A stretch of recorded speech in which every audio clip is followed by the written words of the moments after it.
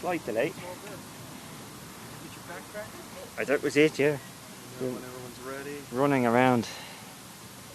Mic's turned on. Hayden. You all good?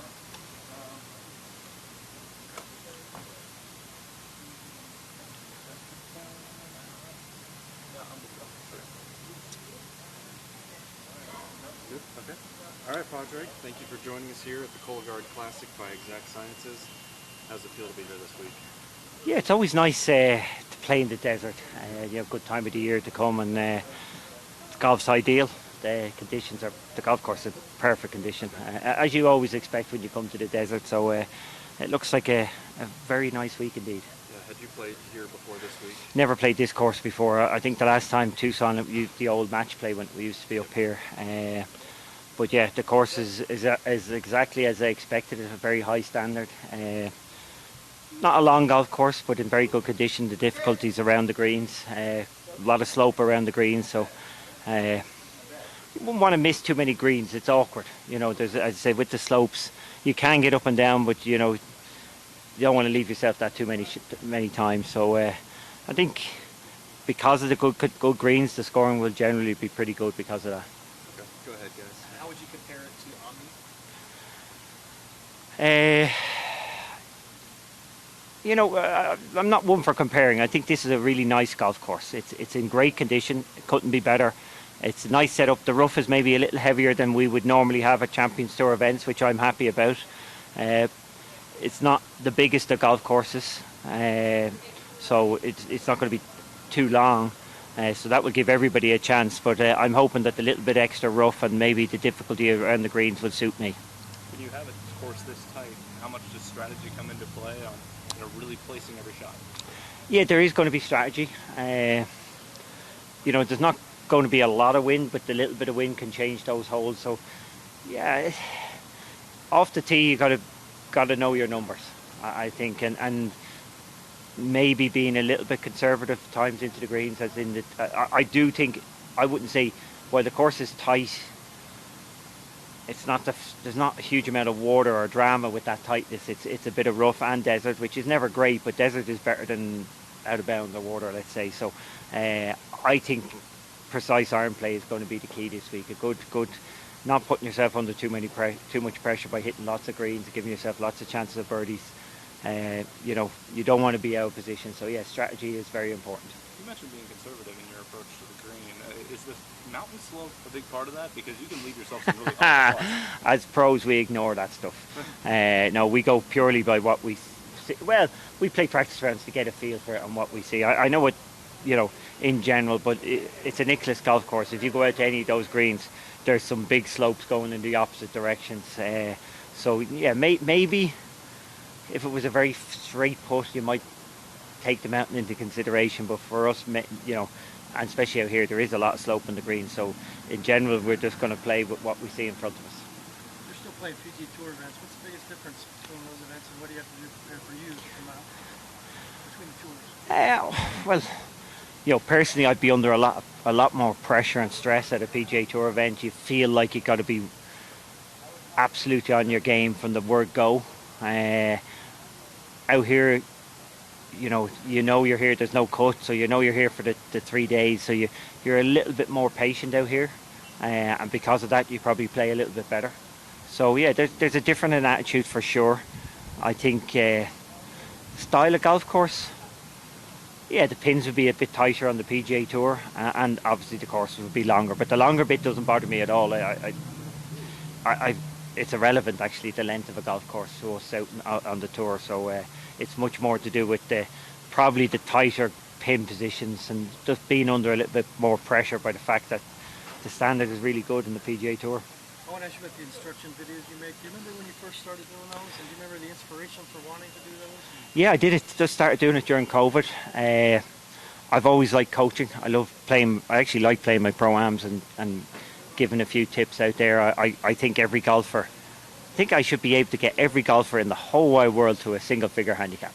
I think that's a very reasonable goal to get. So? Oh yeah, I think you know, it's hard to be a plus figure scratch golfer, but you know, to get to 9, it's not that hard. It's when I say it's not that hard, there's some simple things you can do that can get there, and that's what my videos are mainly focused on. I'm really just trying to help the weekend warrior get to a level where, you know, if you're a single figure golfer, you can walk into any clubhouse with your chest expanded and go, you know, it's a level of achievement, and you know, that's what I'm focused on. I started doing it in COVID because I like doing it. It was something to do. I tried to post a video every day, kept it to a minute, and then obviously we expanded it to now doing it on YouTube on Paddy's Golf Tips. So yeah, it's enjoyable. It's a great way to get to the, you know, to get access to the public directly. And as I said, when it comes to golf, you know, people who come to golf, especially athletes who come to golf, they seem to have some crazy ideas, you know, about keeping your head still or keeping your head down or swinging slowly.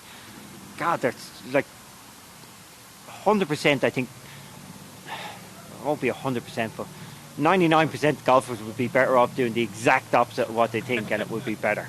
You know, just swing away. That's probably the best advice you can give, and you'll just get used to it and time it after that, rather than, yeah, they try and get good too quick, too early. Oh, look, we could talk about this all day. There's a million quotes on it, but. Have you ever gotten feedback though on a post that really kind of warmed your heart? Like, oh yeah, all the time. Yeah, all the time. I get some great feedback, more one-on-one and personal. I'm sorry to say it is social media, so you try not to read comments. You know, I know my comments would be pretty positive, but still, you know, it's. I think that can be the for the guys who get involved in social media, that can be the downside when you get too involved in what the feedback and the comments. So I have somebody else who goes through that, and we kind of collate it. But yeah, no, I love when people, and it's happening more and more when people come up to me and say they like my videos, it's helping. One of the pros just said it to me inside there. One of my fellow competitors said it's really helping them. I was just going to ask anybody, your colleagues come up to you and Yeah, no, as I said, just as I was literally walking out the door, a pro said to me the step one really is helping them. I just did a recent one with stepping in your swing to try and get the proper sequence in the movement. And remember, I said movement. You don't stay still when you're swinging a golf club. You've got to move.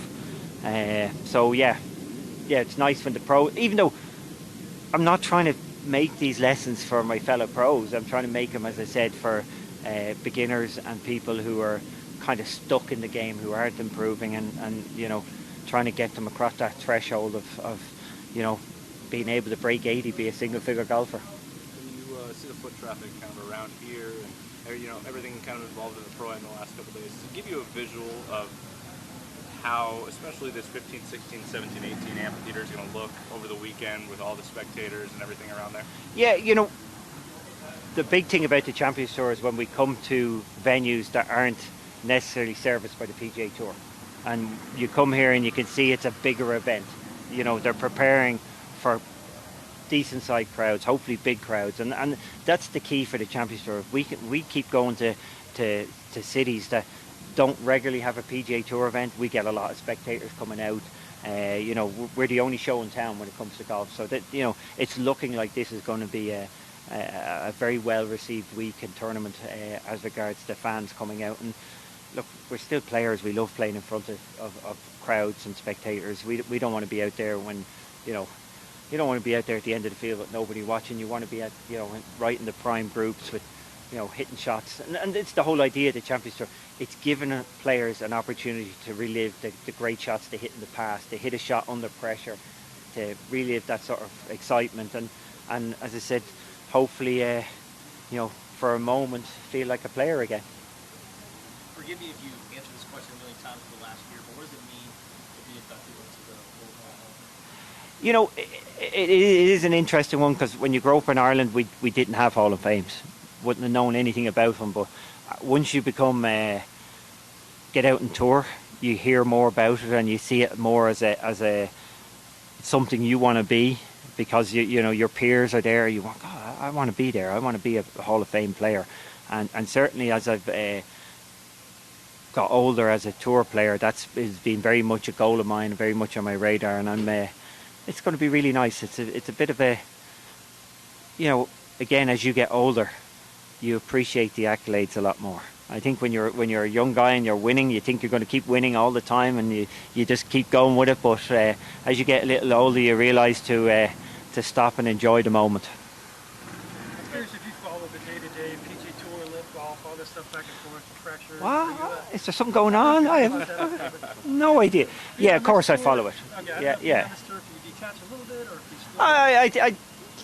slow there is definitely a detachment out here, for sure, amongst the players, as in they're away from it. The fact that I go back to the PGA Tour and I'm right in amongst it, and pretty much a lot of my friends went to live, so you know I also have a good few guys out there who I would be friendly with, guys that you know I captained on the Ryder Cup and played with in the Ryder Cup, so you know I can see both sides of it.